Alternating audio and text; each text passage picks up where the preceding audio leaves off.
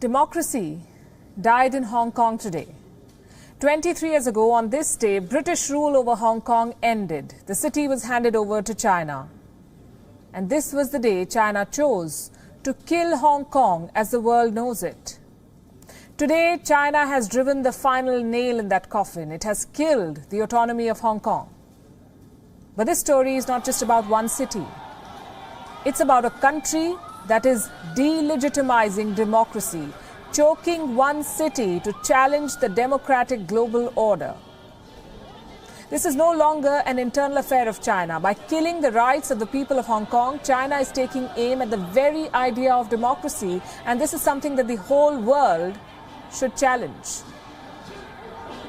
First, let me tell you what happened in Hong Kong today. It was day one of the controversial national security law.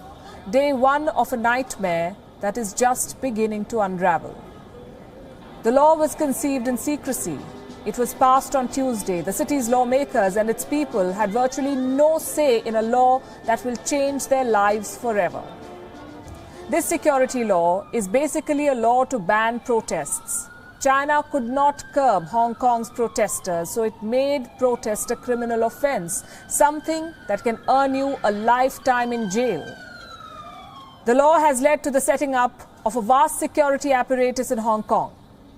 The control switch is in the hands of Beijing, so China can now crack down on anyone at will. It can target people who demand democratic rights. It can intervene in Hong Kong's legal system. It can bring dissidents to mainland China and put them through trial where a conviction is assured and penalties are harsh. Why do we say this? Because the conviction rate in China is 99.9%, almost 100%. If you are arrested in China, you're going to be found guilty. On the first day of the new law being imposed, China has already arrested more than 300 people in Hong Kong. Effectively, Beijing has imposed the rule of the Communist Party on Hong Kong. How is the city taking it? Not very well, and that's an understatement. There were protests against the law that bans protests. Thousands gathered for the annual pro-democracy rally. They defied bans and warnings. The police, now empowered by the new law, moved swiftly to stop them. Like I said, more than 300 protesters have been arrested. The rest had to face water cannons, tear gas and pepper spray.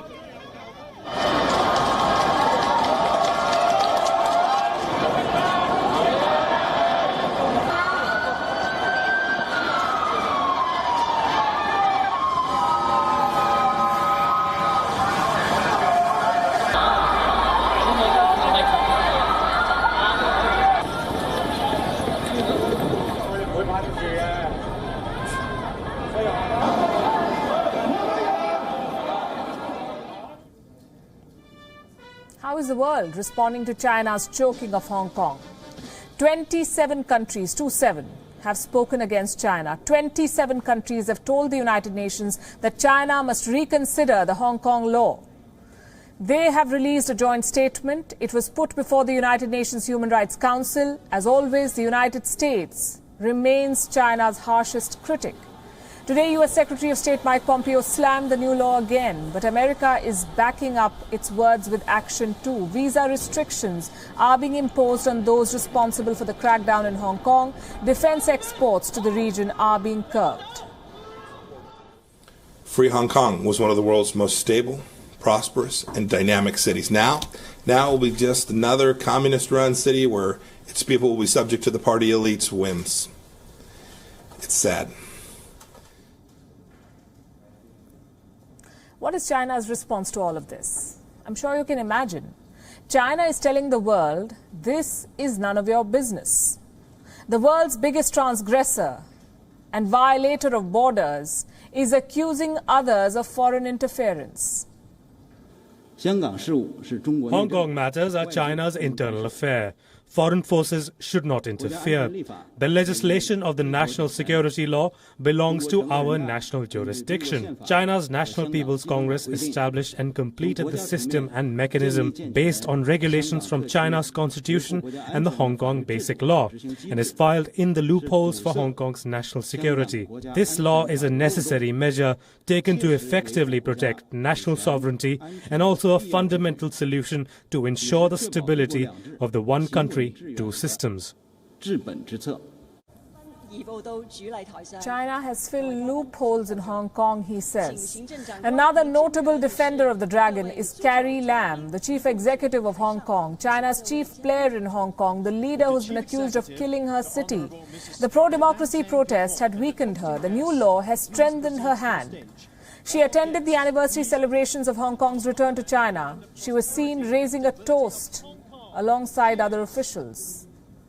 Of course, this is a time for her to celebrate. The security law has made Carrie Lam politically relevant again. Needless to say, she has backed Beijing's stand and accused the critics of double standards. I would rather not to be able not to arrest or prosecute anybody if everybody abides by the law. The purpose of this piece of legislation is not just to punish, it is also to deter people from committing such serious offenses as secession, subverting the state power, terrorist activities, and so on and so on. This new law has been passed at record speed. China unveiled it just 40 days ago. Even before it came into effect, its impact began to show. Multiple political parties have been disbanded in Hong Kong, shops in the city removed, anti-China paraphernalia.